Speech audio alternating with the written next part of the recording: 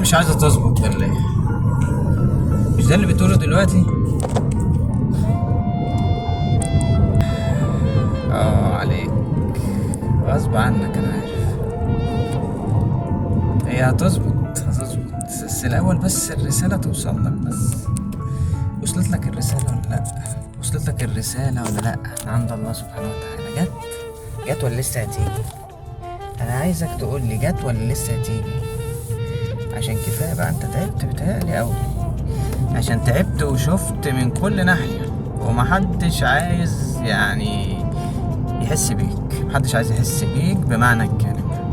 هتلاقيها منين ولا منين ولا منين ولا منين. يمكن أقرب الناس ليك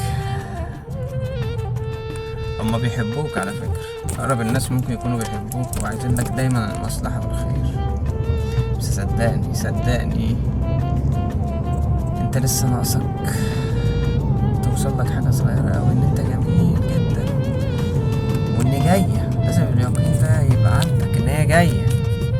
مش عايزة تظبط ومن كل ناحية، لكنها جاية بلا منازع، جاية فجأة. فلازم يوصل لك بس الرسالة في حتة ناقصة. لو جبتها والله العظيم جاية بإذن الله. حتة ناقصة، كل واحد يعني عايزه يفكر ايه الحتة اللي ناقصاه. في حتة ناقصاه لو وصل لها ونفذها خلصت. هتظبط معاك بقى. ما كفاية بقى. انت ايه مش عايزة تظبط ليه؟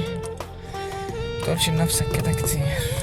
انت بتقولها غصب عنك، انا عارف من كتر اللي شفته، بس ما تقولهاش بقى. يلا قوم هتقدر. يلا قوم فوق. يلا قوم فوق واوصل. كل واحد يكتب مع نفسه النهارده اللي ناقصه. ايه اللي ناقصك؟ في حته عايزه توصل لك، فكر ايه هي. لو وصلت لها خلصت وجايه لك من عند الله الواحد القهار. بيعلمك بس حاجه معينه بعد ما خلصت كل الارهاق والتعب والمعاناه والعطاء والارهاق من كل حاجه وجعاك والمك، وبتحاول تعمل كل اللي عليك، بس في حته ناقصه لسه ناقصه. من فضلك دور عليها هتلاقيها. ومحدش هيساعدك فيها غير انت. دور عليها النهارده وتقول لي ايه هي اللي ناقصه.